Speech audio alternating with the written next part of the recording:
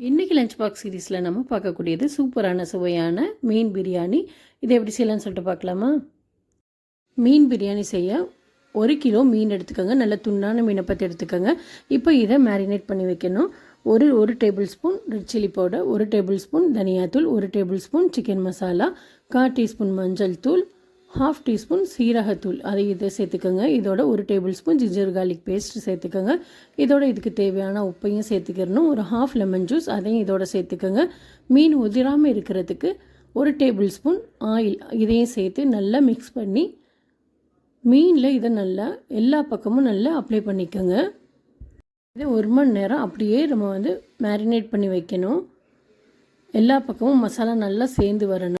இப்போ stove on பண்ணிக்கோங்க. கடாய் வச்சுக்கோங்க. கடாய் ஹீட் ஆனோன்னா 1 குழிக்கரண்டி ஆயில் சேர்த்துக்கோங்க.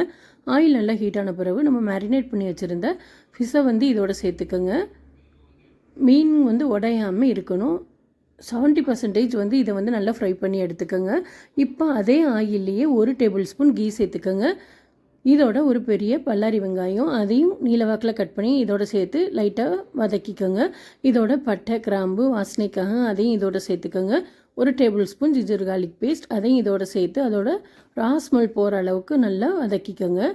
இப்போ இதோட ஒரு 3 க்ரீன் சில்லி அதையும் சின்ன சின்னதாக கட் பண்ணி இதோட சேர்த்துக்கோங்க.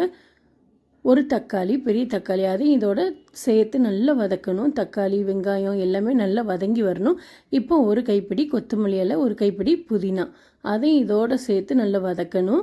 இப்போ இதோட மசாலா சேர்த்துக்கலாம். 1 டேபிள் ஸ்பூன் தனியாத்தூள், 1 table spoon red chilli powder, 1/4 teaspoon மஞ்சள் தூள் சேர்த்து நல்லா வதக்குங்க. வெங்காயம் தக்காளி எல்லாமே நல்லா வதங்கி ஒரு தொக்கு பதத்துக்கு வரணும். இதோட 1 கப் தயிர் அதையும் இதோட சேர்த்துக்குங்க. சேர்த்து நல்லா வதக்கணும். இப்போ இதுக்கு தேவையான உப்பையும் சேர்த்துக்கோங்க. பாஸ்மதி ரைஸ் ஒரு 1/2 அன் ஹவர் முன்னாடியே நம்ம ஊற வச்சு வச்சுக்கணும். 1 கப் பாஸ்மதி ரைஸ் எடுத்தால் 1/2 கப் தண்ணி சேர்க்கணும். இப்போ சாதத்தை ஊற வச்சுருந்த சாதத்தையும் இதோட சேர்த்துக்கோங்க. சேர்த்து இதுக்கு தேவையான தண்ணியும் சேர்த்துக்கோங்க. இதோட ஒரு 1/2 லெமன் ஜூஸ் அதையும் இதோட சேர்த்துக்கணும்.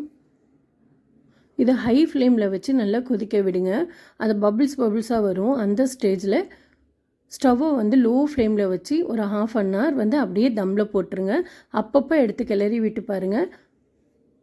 சாதம் குக் ஆகிட்டான் பார்க்குறதுக்கு கரண்டியில் சாதம் ஒட்டாமல் வந்தாலுமே இது குக் ஆகிடுச்சின்னு அர்த்தம். இப்போ நம்ம ஃப்ரை பண்ணி வச்சுருந்த மீன்களை இதுக்கு மேலே செட் பண்ணுங்கள். இப்போ சூப்பரான சுவையான மீன் பிரியாணி ரெடி ஆகிடுச்சு. கட்டாயம் இந்த ரெசிபியை ட்ரை பண்ணுங்கள். எப்படி வந்துச்சுன்னு கீழே கமெண்ட் பண்ணுங்கள். இந்த மாதிரி வீடியோக்கு என்னோடய சேனலை நீங்கள் சப்ஸ்கிரைப் பண்ணிக்கோங்க.